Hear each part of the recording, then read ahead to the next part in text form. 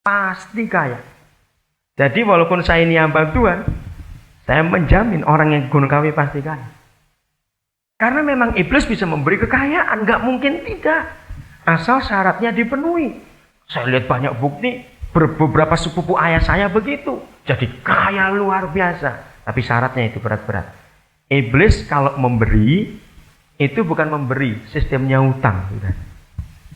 Jadi jangan enak-enak kalau orang bisa diberi oleh kekayaan, diberi kekayaan oleh iblis, diberi kesembuhan oleh iblis, itu utang sistemnya. Satu hari harus bayar. Dan bunganya itu lebih tinggi daripada renta dimanapun juga.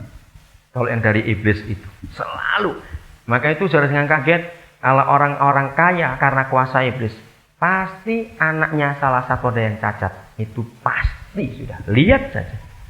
Kalau nggak cacat, ya mati, ngeri dan sebagainya. Selalu. Itu nggak bisa dijangka. Pasti sudah. Ya kembali ke ayat ini. Jadi sekarang kita tahu hati-hati dengan keduniawian yang ada dalam kita. Jadi jangan saudara salah ngerti sebagai karyawan, usahawan, karyawati juga saudara jangan merasa wah kalau gitu rugi jadi enggak. Prestasi harus dikejar setinggi mungkin untuk memberkati orang-orang lain. Karena apa saudara?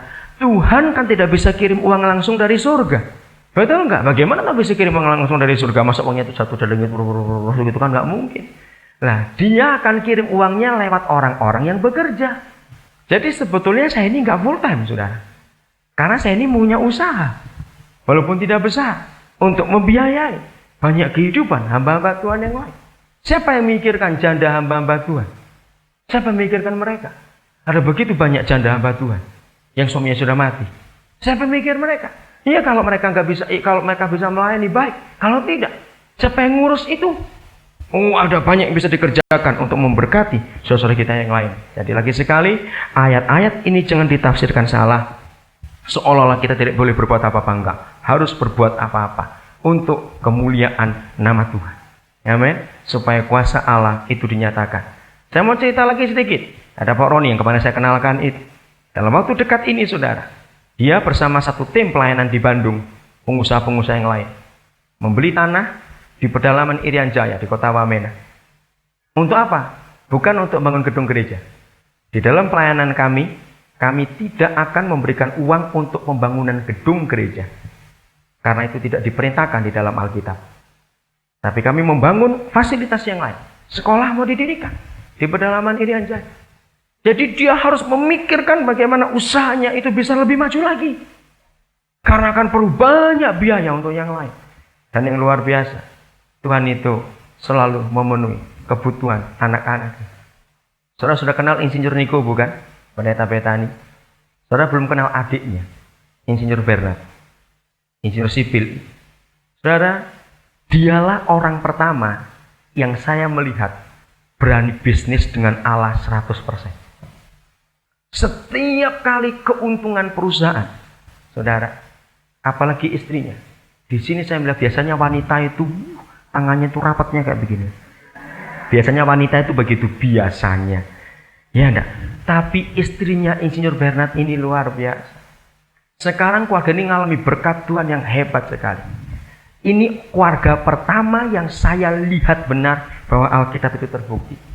Nah, saya meniru imannya dia.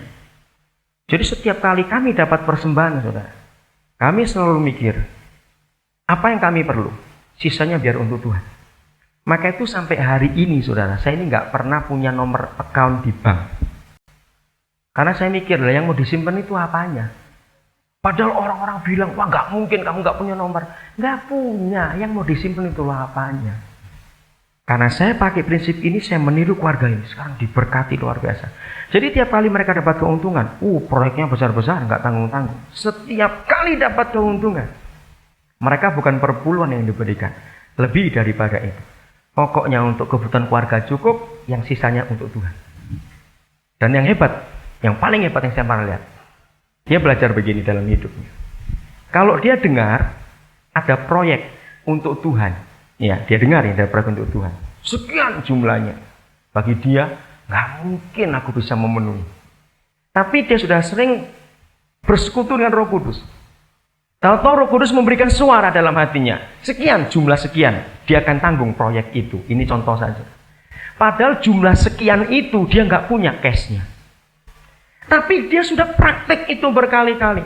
Kalau dia ngomong, Tuhan untuk proyek pekerjaanmu itu aku mau sekian. Dia nggak pernah ngitung yang ada berapa. Tapi luar biasa, pekerjaan yang Allah berikan buat dia setelah itu.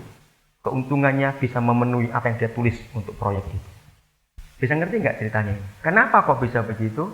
Sebab dia tahu, aku ini bendahara kerajaan surga. Tugasku cuma menyalurkan saja.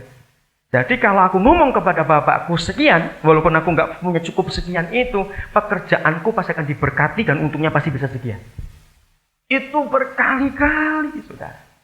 Tanggal 1 April nanti istrinya berangkat sendiri ke Eropa. Di Jerman, saudara kita Jemaat Indonesia mengadakan retret Paskah. Dia berangkat sendiri. Dia pelayanan. Tuhan pakai pelayanannya luar biasa. Ibu Linda namanya. Nah, saya belajar di keluarga ini betul-betul bagaimana dengan keuangan itu. Maka itu Allah berkati luar biasa. Sampai sekarang, mereka nggak kelihatan kaya. Tapi tiap kali mereka dengar proyek Tuhan sekian, dan mereka ngomong sekian, Allah pasti salurkan berkat itu. Dan otomatis Tuhan makin berkati mereka. Bisa ngerti ya contoh ini? Maka itu kok saudara bekerja, dan saudara dengar ada proyek Allah. Katakan, Tuhan dari aku harus berapa? Pertama kali belajar begitu. Waktu sudah merasa sekian, mana cukup, uang gojek nggak cukup. Jangan takut, Allah pasti akan memenuhi. Kenapa? Sebab saudaralah yang bekerja, itu saluran keuangan di situ. Jadi untuk kaya itu tidak dosa. Amin. Untuk kaya itu tidak dosa. Supaya Tuhan dipermuliakan dan pekerjaannya diselesaikan di atas muka bumi ini. Amin. Itu yang Tuhan mau atas kita, anak-anaknya sudah. Sampai kuasa Allah kemuliaan dinyatakan. Jadi hati tidak boleh melekat di situ. Harta tetap urusan dunia ini. Hati kita tetap melekat kepada Allah. Bisa atau enggak? Bisa atau enggak? Harus, bukan amin. Gitu loh. Harus, bukan amin. Kok amin jawabannya? Enggak boleh melekat di situ, enggak boleh. Supaya rencana Allah itu dipermuliakan. Sungguh-sungguh. Betul, Tuhan itu luar biasa sekarang. Kalau kita mau taat kepada Dia. Jadi kendala pertama kita tahu, awas hal-hal duniawi yang masih melekat dalam kehidupan kita. Itu harus kita jauhkan betul-betul.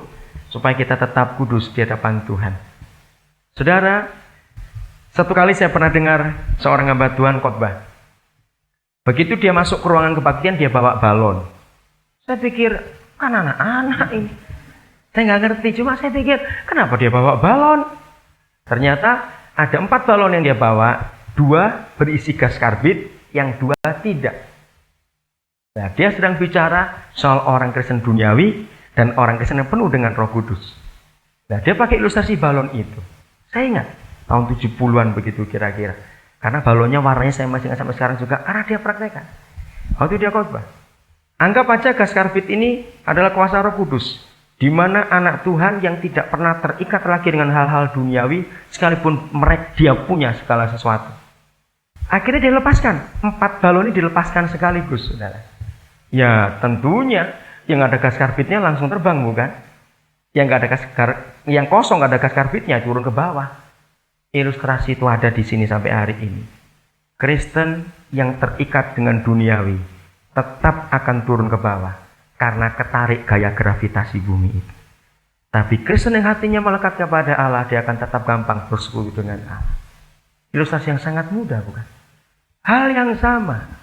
Kendala utama dalam kehidupan kita, untuk kita sulit maju di dalam Tuhan Yesus adalah hal-hal duniawi yang masih memberatkan kita.